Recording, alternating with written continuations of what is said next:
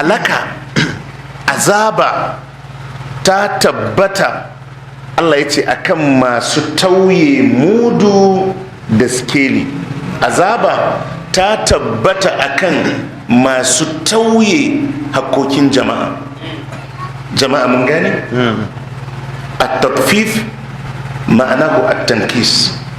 Duk wani abu da za a tauye na mudu ne, duk wani abu da za a tauye na skeli ne, duk wani abu da za a tauye na lokaci ne, duk abinda za a samu tauye tawaya a cikinsa to ya shiga ƙarƙashin wannan narkon azaba da Allah subhanahu wa ta'ala ya ce wailun lil mutaffifin.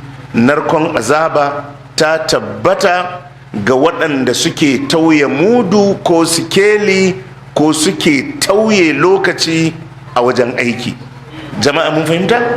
Allah ya ce allazina idza ktalu ala nasi yastawfun. Allah ya ce su ne waɗanda idan za su auna daga wajen mutane yastawfun. Allah ya ce sukan auna a cikakkensa, ma'ana sukan aune shi cikakke ba tare da tawaya ba.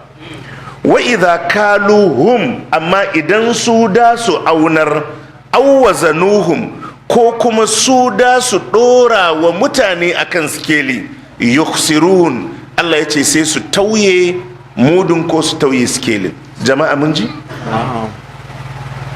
Allah ya ce wailun lil mutaffifin. Narkon azaba, masifa, halaka ta tabbata ga masu tauye hakkokin jama'a.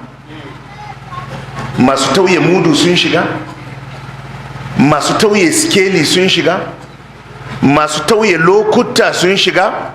Alladhina idza talu ala nas bi ma'ana alladhina idza talu minan nas, su ne waɗanda idan da su auna abun mutane yastawfun to sukan cika su karɓi nasu hakkin a ciki.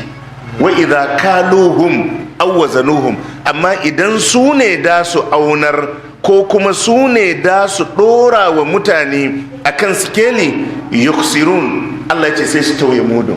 Jama'a mun fahimta? Wadda ya samu kansa a cikin irin wannan rayuwa, ya samu kansa a cikin ƙazanta ta rayuwar duniya kuma ƙazanta a lahirarsa.